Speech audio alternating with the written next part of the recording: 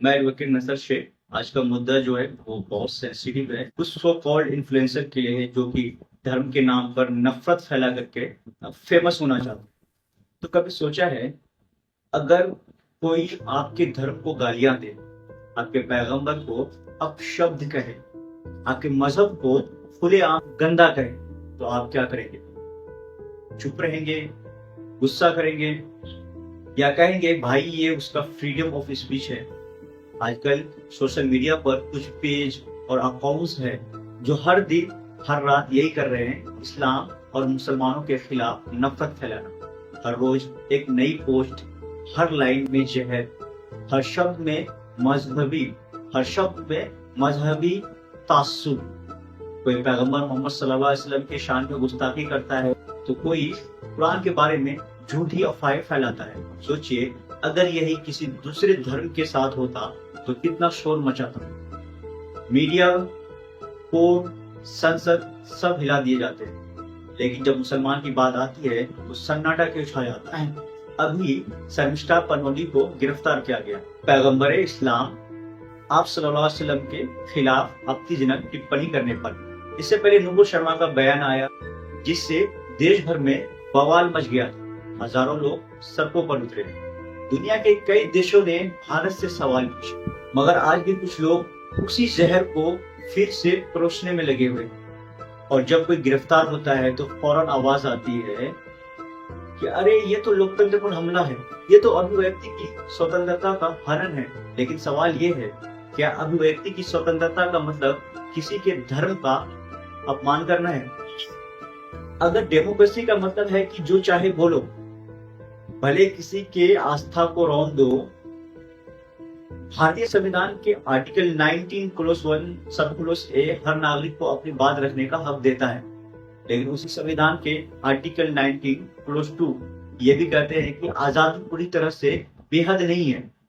अगर आपकी बात पब्लिक ऑर्डर, शांति या धार्मिक सौहार्द को बिगाड़ती है, तो वो आजादी नहीं, जिम्मेदारी की चूक है। वो आजादी नहीं, जिम्मेदारी की चूक है।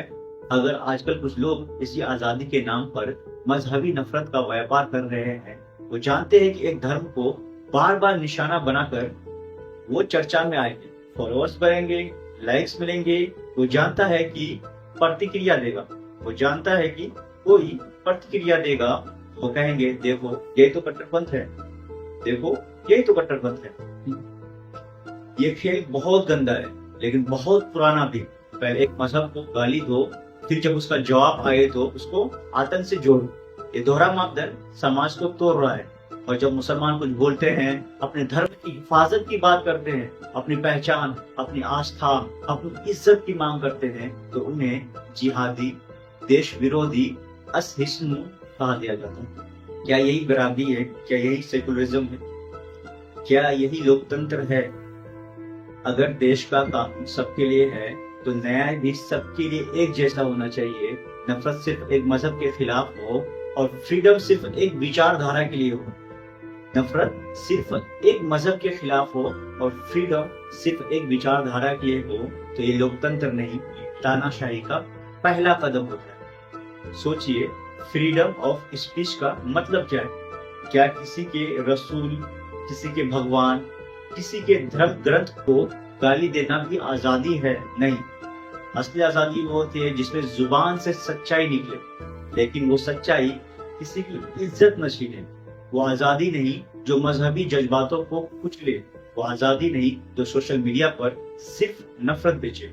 सोशल मीडिया आज दुनिया का सबसे ताकतवर हथियार है। सोशल मीडिया आजकल दुनिया का सबसे ताकतवर हथियार है। इसका इस्तेमाल जोरे तो समाज मजबूत बनता है, लेकिन यही प्लेटफॉर्म जब तोड़ने लगे तो उसका जहर पीढ़ियों तक फैलता है। अब वक्त है कि हम ऐसे पेजों, ऐसे अकाउंट्स के खिलाफ खड़े हो। अब वक्त है सोशल मीडिया कंपनियां भी जवाबदेह बने। और सबसे जरूरी अब वक्त है कि हम समझे कि हर बात कहने लायक नहीं, हर शब्द आजादी के नाम पर बोला नहीं जा सकता। हर शब्द आजादी के नाम पर बोला नहीं जा सकता, क्योंकि आजादी के साथ अगर जिम्मेदारी नहीं हो, वो सिर्फ अराजकता है। आज का वीडियो यही तक था। उम्मीद करता हूँ कि आपको वीडियो पसंद आया होगा। अगर वीडियो पसंद आए तो लाइक शेयर जरूर करें और वीडियो ایک دوسرے تک ضرور پہنچائے اور لوگوں کو جاگروک کرے.